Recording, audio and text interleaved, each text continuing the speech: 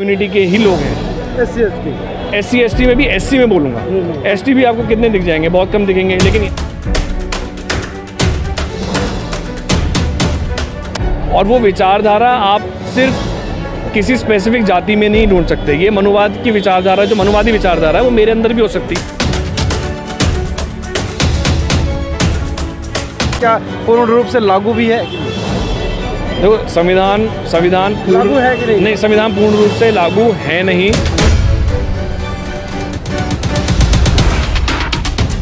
हम जो है कई हजारों सालों से संघर्ष करते आए हैं। हमारे कई महापुरुष भी अगर आप देखोगे तो वो सब लोग संघर्ष करते आए हैं, तो हमें तो संघर्ष करना पड़ेगा।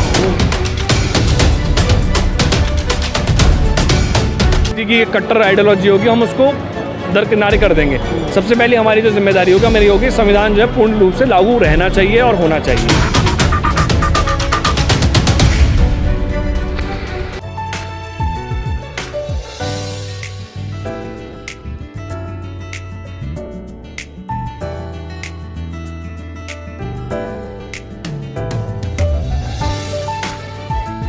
संसद मार्ग पे, जो कि आज 14 अप्रैल है और तमाम मैंने संगठनों को दिखाने का काम किया। आज हमारे साथ में खास मेहमान कनिष्क सिंह, जो कि नाम के मोहताज नहीं है। अगर हम भीम आर्मी की बात करें तो भीम आर्मी की जो शुरुआत हुई है उसकी जो कोर कमेटी थी उसमें कनिष्क सिंह का अहम रोल है उसमें। और ASP जब पार्टी बाद में बनी थी उसमें भी उनका अहम भूमिका रहा है। तो हमारे साथ में कनिष्क सिंह जी, उनसे हम बात करेंगे। सर, आज के दिन सबसे पहले क्या मैसेज देना चाहेंगे? आज 14 अप्रैल है।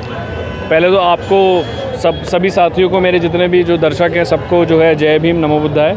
और भीम जयंती पे जो 133rd भीम जयंती है उसमें सभी लोगों को मेरी तरफ से क्रांतिकारी जय भीम और आप सब लोगों को बहुत बहुत मंगल कामनाएं।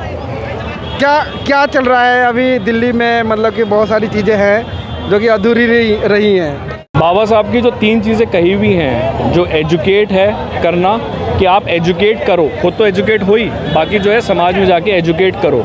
दूसरी जो चीज़ जो बाबा साहब अम्बेडकर कहते हैं कि एजिटेट मतलब संघर्ष करो, ठीक है, और लोगों को इकट्ठा करो कि संघर्ष करने के लिए लोग संघर्ष करें। और तीसरा है कि ऑर्गेनाइज, कि संगठित हो और संगठित करो। तो ये समाज के अंदर जाकर अगर ये 3 चीज़ें, अब आप ये सोचो कि आज 133rd भीम जयंती हम यहाँ पे मना रहे हैं। बहुत सारी चीज़ों में हम लोग सक्सेसफुल हुए भी हैं, लेकिन बहुत सारी कमियां या खामियां कहीं ना कहीं रही भी हैं, ठीक है। अब ज़्यादा दल और ज़्यादा संगठन बनाना भी बहुत अच्छा है। एक जगह अब देखो तो कि बहुत अच्छा है, ये पॉजिटिव वो है कि एटलीस्ट ज़्यादा लोगों तक हम रीच आउट होते हैं। लेकिन जब साथ में ऑर्गेनाइज करने, संगठित होने की बात आती है तो हम कहीं ना कहीं संगठित नहीं हो पाते।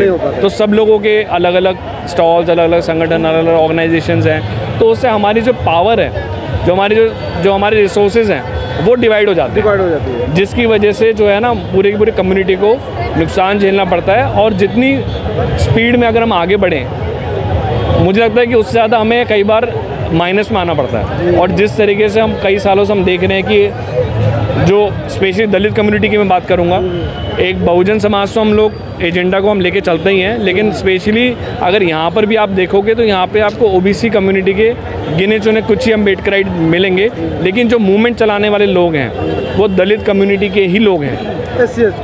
SC ST में भी SC में बोलूँगा, ST भी आपको कितने दिख जाएंगे, बहुत कम दिखेंगे। लेकिन यहाँ पर अगर आप ये सोचो कि 95% जो है आपको SC ही मिलेंगे, तो आपको ये समझ में आ जाना चाहिए कि अगर आप सबसे पहले ताकत जो लगाओ वो आप SC कम्युनिटी के ऊपर लगाओ, उसके बाद ST के ऊपर लगाओ, उसके बाद OBC के लिए लगाओ। क्योंकि OBC वर्ग राजनीतिक करने के लिए तो बहुत अच्छा है, लेकिन वो आपके पास तभी आएगा, आपकी आइडियोलॉजी से तब जुड़ेगा जब उसको राजनीतिक लाभ हो, जो मतलब मेरा अपना एक वो है। तो हमें जो सबसे पहले जो लड़ाई लड़नी है, पहले हमारे जो दलित कम्युनिटी के जो जातियाँ हैं उनको हम इकट्ठा पहले करें, ये है। मगर कनिष्क भाई, अगर संवैधानिक हम बात करें तो संविधान में सबको समान का अधिकार है, चाहे आर्थिक लेवल हो, चाहे सोशल हो, चाहे एजुकेशन लेवल में हो, सबको समान है। मगर ये बीच में जो खाइयाँ हैं वो किसके बदौलत है, कैसे है? नहीं, संविधान में सबको फंडामेंटल राइट्स बराबर है, इक्वालिटी की सब कुछ चीज़ें हैं, बिल्कुल हैं। लेकिन ग्राउंड लेवल पे क्या है,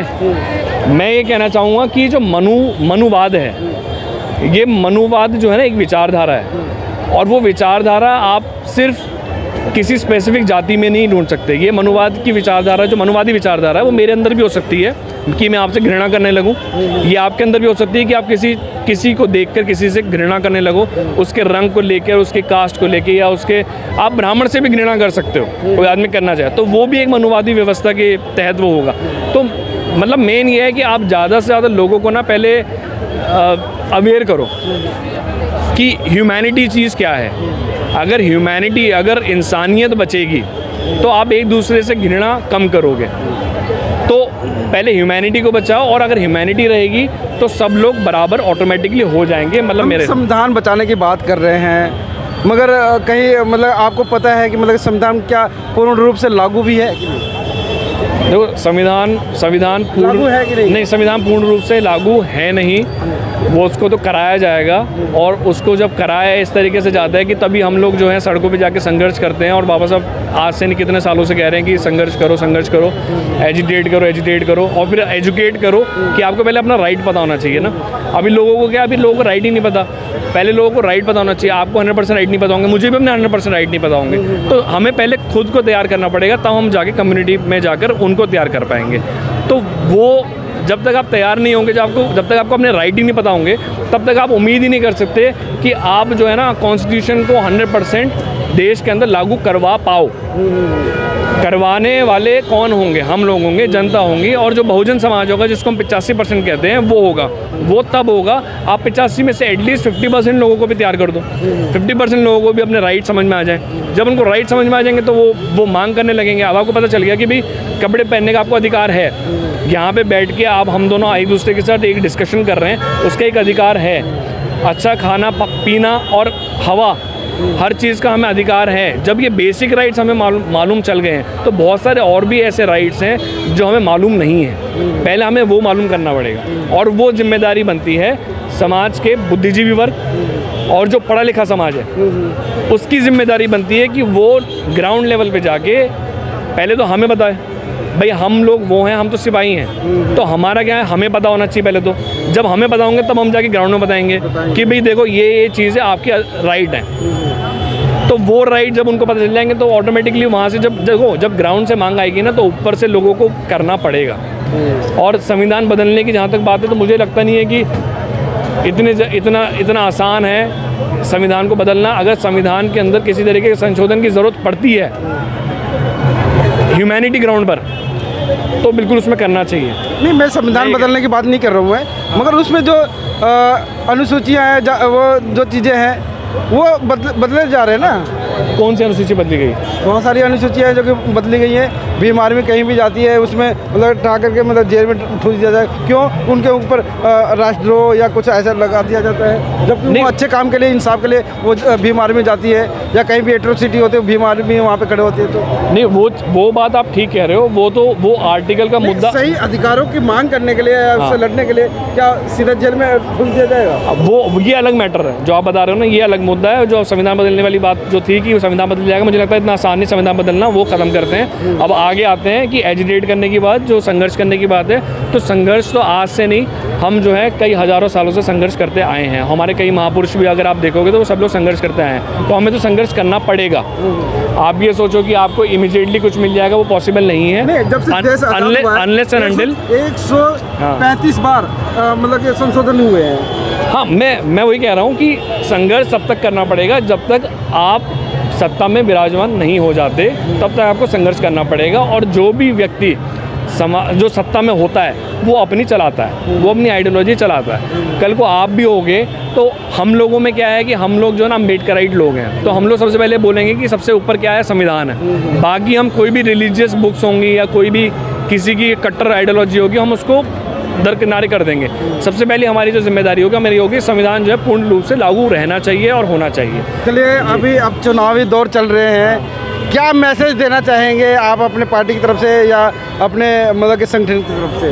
तमाम लोगों को क्या मैसेज देना चाहेंगे? पार्टी संगठन की तरफ से तो अभी तो यही मैसेज है कि हम तो ऑर्गेनाइजेशन को भी ज़्यादा मजबूत कर रहे हैं, क्योंकि अगर पार्टी के ज़्यादा कैंडिडेट्स लड़ रहे होते तो मैं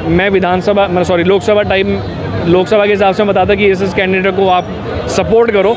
तो अभी एक हमारे राष्ट्रीय अध्यक्ष चंद्रशेखर आज़ाद जी वो नगीना से चुनाव लड़ रहे हैं। तो वो बड़ी मेहनत और बड़े लगन से उससे चुनाव लड़ रहे हैं और मुझे लगता है कि पूरा उनको टक्कर दे रहे हैं, पूरा टक्कर दे रहे हैं वो। पूरी टक्कर दे रहे हैं और जीतने के चांसेस भी हैं लड़ने के और मतलब जीतने के। तो इस बार अगर वो संसद में चले जाते हैं तो मुझे लग रहा है कि कम से कम एक आवाज़ उठाने के लिए एक व्यक्ति हमारे पास लोकसभा में होगा, वो सबसे ज़्यादा ज़रूरी है। जो कि संपूर्ण समाज के लिए मतलब वो आवाज़ होगी। संपूर्ण समाज के लिए, मैं ये नहीं कह रहा कि सिर्फ संपूर्ण क्या, संपूर्ण मतलब सिर्फ ये नहीं एसटी कम्युनिटी के लिए, एसटी के लिए भी, ओबीसी के लिए, इवन सवर्ण को भी अगर कहीं पर इस तरीके की ज़रूरत पड़ती है कि तो वहाँ पर भी मुझे लगता है कि वो खड़े होंगे, खड़े उतरेंगे, क्योंकि मुझे नहीं लगता कि उसमें वो कोई भेदभाव करेंगे, नहीं यार इसके लिए आवाज़ नहीं उठानी, आवाज़ उठाएंगे। उनका काम है वहाँ पे आवाज़ उठाना। लागू तो तब होगा जब हम वहाँ पर जो है मेजॉरिटी में होंगे। आप ये सोचो कि वहाँ पे जाके आप आवाज़ उठा दोगे, आवाज़ तो आप उठाओगे तो ये होगा कि भी संसद में आपने आवाज़ उठा दी, ऑन रिकॉर्ड हो गया कि आपने आवाज़ उठा दी है। लेकिन लागू कराना तो तब होगा जब मेजॉरिटी में होगे। तो मेजॉरिटी में लाने की लड़ाई जो है 2024 के बाद और तेज़ी से शुरू होनी चाहिए। और आप जैसे जैसे पत्रकार हैं वो और ज़्यादा लोग ज़्यादा से ज़्यादा यूट्यूब चैनल के माध्यम से जो है हम लोगों तक पहुंचते हैं, हम लोग मैसेज कन्वे करते हैं। और ज़्यादा से ज़्यादा लोग, मैं कह रहा हूँ दर्शकों को भी, कि आप लोग ज़्यादा से ज़्यादा इन लोगों को सपोर्ट करें, क्योंकि बहुजन मीडिया जब तक नहीं होगा तब तक आप मैं कह रहा हूँ आप इमेजिन भी नहीं कर सकते। जो आप कह रहे हो कि 5वां स्तंभ मीडिया होने के बाद अगर आप ये कहते हो कि भी मेन स्ट्रीम मीडिया आपको शो करेगा, वो क्यों नहीं करेगा? आपको सपोर्ट जब होगा, आप लोग जब बहुजन समाज की आवाज़ उठाओगे तो हम लोगों को भी कई बार समझ में आया, कई बार हम लोग भी सो जाते हैं, हम लोगों को भी समझ में नहीं आता। जब आप लोग बताते हो कि हाँ यार यहाँ पे ये चीज़ हो गई, तो हमें याद आता, अच्छा वहाँ पे ये चीज़ हो गई, तो हम वहाँ पे जाके फिर न्याय दिलाने का काम करते हैं। तो आप लोगों का जिंदा रहना, मतलब जो बहुजन मीडिया का जिंदा रहना है, वो भी बहुत ज़्यादा ज़रूरी है। और 24 के इलेक्शन के बाद इसको और मजबूती से हमें लेके आना चाहिए।